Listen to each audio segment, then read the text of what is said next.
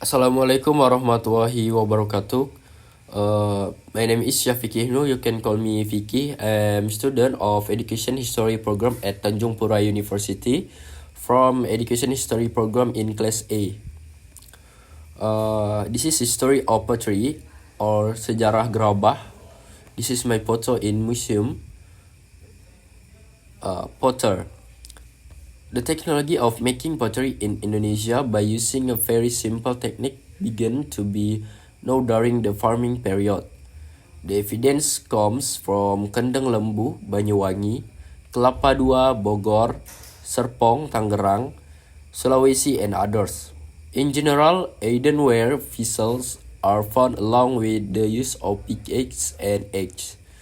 The discovery reveals various forms of pottery made in accordance with their use. The shape of cooking pot is generally round with edges folded outward, resembling a rounded cup.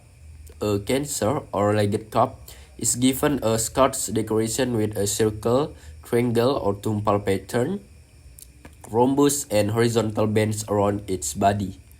During the Carpentry Age, pot manufacturing has applied a more advanced technique, both in terms of shape, variety, and manufacturing process, namely by stone facing technique and turning wheels.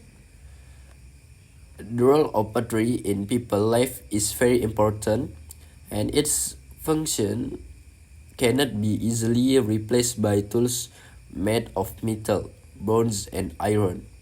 During this time, the pottery was classified into three traditional groups, namely Buni Pottery Group, Gilimanuk Pottery Group, and Kalumpang Pottery Group.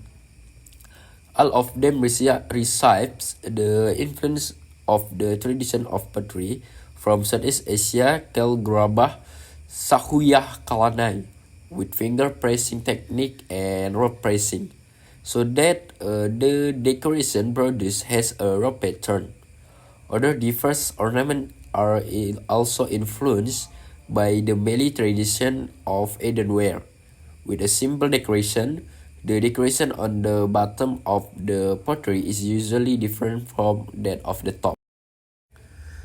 In addition to being used in religious ceremonies, pottery is also used as a tomb and livestock of grapes and for daily necessities such as a place for water, cooking, food, or medicinal herbs.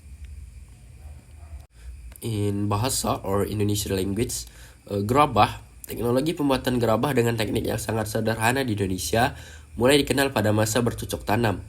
Bukti tersebut berasal dari Kendeng Lembu atau Banyuwangi, Kelapa II, Bogor, Serpong, Tangerang, Sulawesi, dan lain-lain.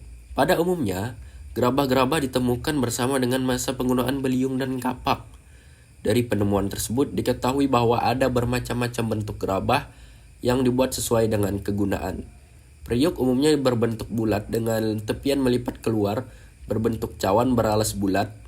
Lalu ada pedupaan atau cawan berkaki diberi hiasan gores dengan pola lingkaran, segitiga atau tumpal, belah ketupat dan pita-pita horizontal pada sekeliling badannya. Pada masa perundagian, pembuatan gerabah telah mencapai tingkat yang lebih maju, baik dari bentuk, ragam hias maupun cara pembuatannya. Cara pembuatan gerabah adalah dengan teknik tatap batu dan roda pemutar.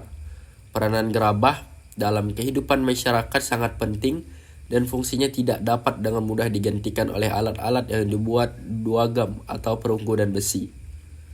Pada masa ini, gerabah digolongkan ke dalam 3 kelompok tradisi, yakni kelompok gerabah Buni, kelompok gerabah Gilimanuk, dan kelompok gerabah Kalumpang. Semuanya hanya menerima pengaruh tradisi gerabah dari Asia Tenggara yang disebut gerabah Sahuyah Kalanai dengan teknik tatap dan batu. Tatap digulung dengan tali sehingga hiasan dihasilkan berupa pola tali. Hiasan lain yang beragam dipengaruhi pula oleh tradisi gerabah Bau Melayu. Dengan hiasan yang sederhana, biasanya hiasan pada bagian bawah gerabah berbeda dengan hiasan bagian atasnya.